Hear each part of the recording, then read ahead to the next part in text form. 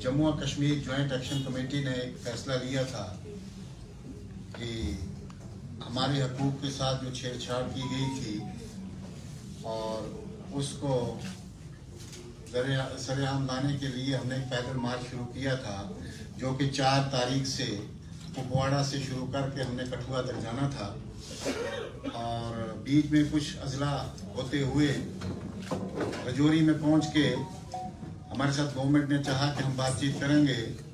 और उसी की कड़ी में जॉइंट एक्शन कमेटी का एक वफद दिल्ली गया और होम मिनिस्टर से मिला, और उसने जो आश्वासन दिया हमें, उसी की कड़ी में आज ये जो प्रेस कॉन्फ्रेंस रखी है, जो अब इसके बाद हमारे जम्मू और कश्मीर जॉइंट एक्शन कमेटी के चीफ स्पोक्स पर्सन तालिब हुसैन जी हैं, वो तफसीलन आपसे मुखातिब होंगे।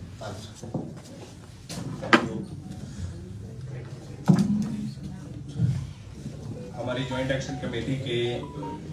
सरपरस्त चेयरमैन जनाब हाजी मोहम्मद यूसुफ साहब ने उनके शुक्रिया से मैं आपकी ज़रिए से आवाम तक ये गुजारिशात रखना चाहता हूँ कि गुजर बकरवाल जॉइंट एक्शन कमेटी ने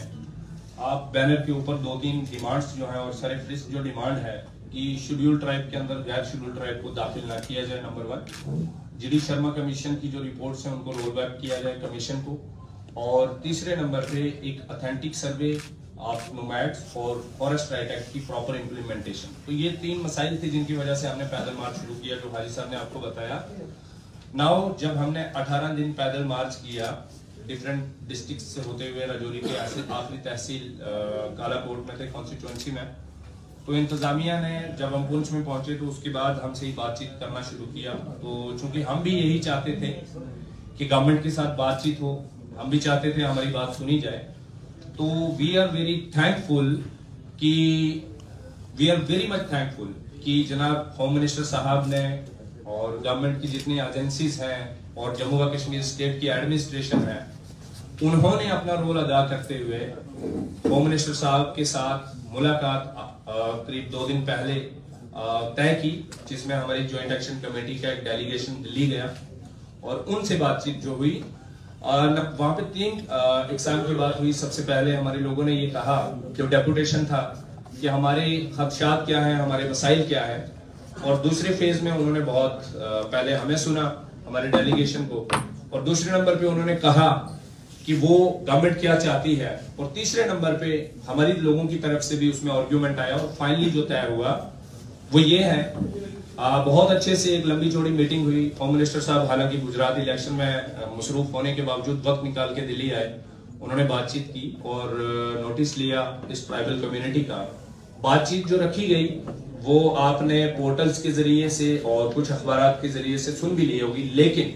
हम आज फिर आपको, आवाम को मीडिया के जरिए से ये पैगाम देना चाहते हैं कि होम मिनिस्टर साहब की तरफ से 2-3 चीजें सामने आई, वो यहाँ पे इंपॉर्टेंटली बहुत जरूरी है आपके सामने मेंशन करना,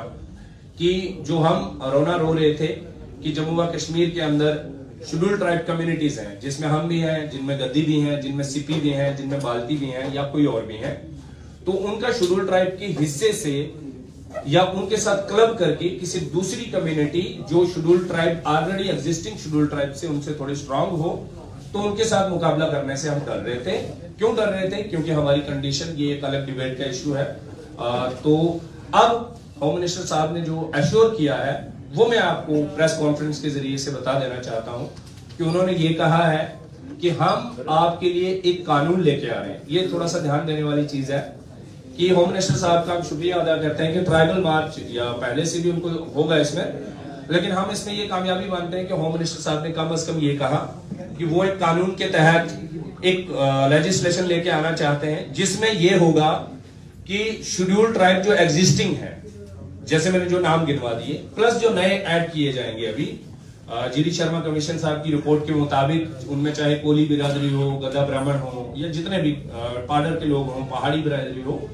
तो उनका जो कोटा रहेगा वो अलग रहेगा। हमारा जो कोटा है वो अलग रहेगा 10%, उनका जो है वो अलग रहेगा। अब हमारा प्रेस कॉन्फ्रेंस करने का मकसद ये है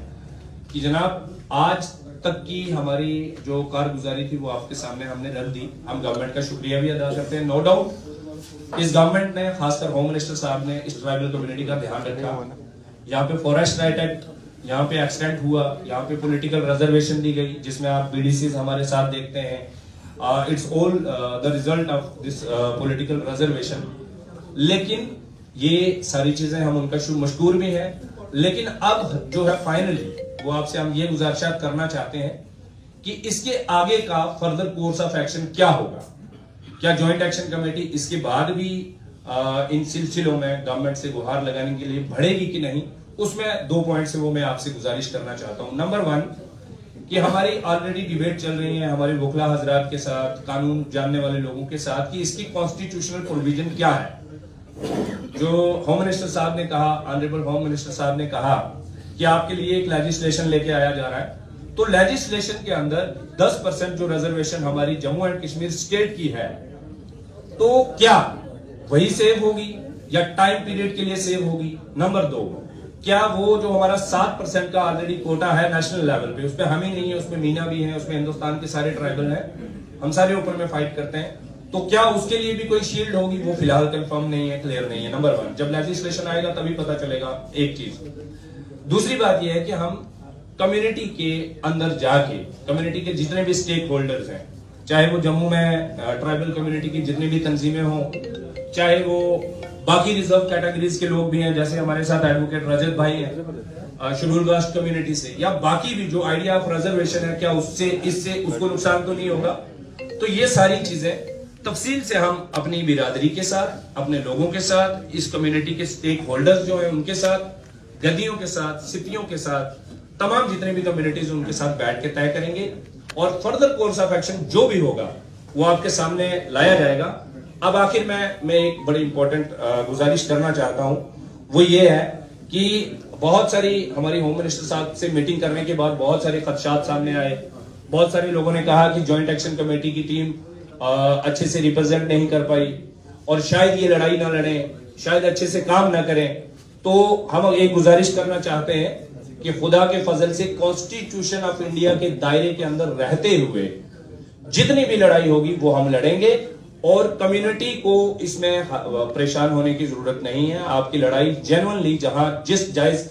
मुकाम पर लड़ने की जरूरत होगी हम लड़ेंगे। नंबर 2, इसमें गुजारिश यह है, मैं अपनी तरफ से एक आपकी मीडिया के जरिए से एक अनाउंसमेंट कर देता हूं कि कम्युनिटी के अंदर ये जो समझ है कि जनाब कहीं हमारा सौदा तो नहीं हो जाएगा, हम उस सौदा को खत्म करने के लिए आज से हम इंशाल्लाह कॉन्स्टिट्यूशन ऑफ इंडिया के दायरे में रहते हुए पॉलिटिकली, लीगली जितनी भी फाइट करनी होगी, ये सफेद कपड़ा है, इसे कफन कहा जाता है, तो आज के बाद जब तक ये लड़ाई इंशाल्लाह जारी रहेगी, मैं इस कपड़े को अपने जिस्म पे ओढ़ के रखूंगा इंशाल्लाह। इसका साफ मतलब ये हो गया कि हमने लड़ाई छोड़ी नहीं है, लेकिन होम मिनिस्टर साहब का एहतराम अपनी जगह, उन्होंने जो कहा वो अपनी जगह, लेकिन कम्युनिटी के बीच में जाके कम्युनिटी से इंशाल्लाह बातचीत की जाएगी। अगर कम्युनिटी चाहेगी कि ये काफी है उनके लिए तो हमारा कोई एतराज नहीं, अगर कम्युनिटी चाहेगी कि इस लड़ाई को मजीद लड़ना है तो हमें तब भी कोई एतराज नहीं, हम कम्युनिटी के भी साथ हैं। लेकिन गवर्नमेंट का जो स्टैंड है वो हमने आपके सामने रखा, इसकी लीगल पोजीशन जो मोटे मोटे तौर पे हमने आपके सामने रखी, वो लीगल और पॉलिटिकल अंडरस्टैंडिंग वो ये है कि इसके अंदर जो हमारा नेशनल लेवल का है वो भी किसी तरह से सिक्योर होना चाहिए। गवर्नमेंट से रिक्वेस्ट करते हैं, होम मिनिस्टर साहब से अपील करते हैं कि वो इसमें ध्यान रखें कि नेशनल लेवल पे भी हमारे कोटे का ध्यान हो, स्टेट लेवल पे भी क्या ये कोटा परमानेंट होगा या नेशनल सिर्फ सुप्रीम कोर्ट के अंदर इलेक्शन के बाद एक सिंपल एप्लीकेशन मूव हुई तो कहीं वो जो दीवार है बीच में वो गिर तो नहीं जाएगी। ये कुछ एक सवाल है। Thank you very much. Tariq साहब, मेरा एक सवाल रहेगा। होम मिनिस्टर साहब ने ऑलरेडी आश्वासन दिया था राजौरी के अंदर भी और बारामूला के अंदर भी 10% कोटे के साथ कोई छेड़छाड़ नहीं होगी, फिर फाइनल मार्च करने की क्या जरूरत है? देखिए, उसमें तौसीफ साहब मसला ये है कि जब होम मिनिस्टर साहब ने राजौरी में कहा था तो वो एक वर्बल थी, जलसे के अंदर तकरीर थी, लेकिन इस बार होम मिनिस्टर साहब से जो मीटिंग हुई वहां पे होम सेक्रेटरी मौजूद थे, वहां पे तमाम एजेंसीज के हेड मौजूद थे, और प्लस एडिशन में ये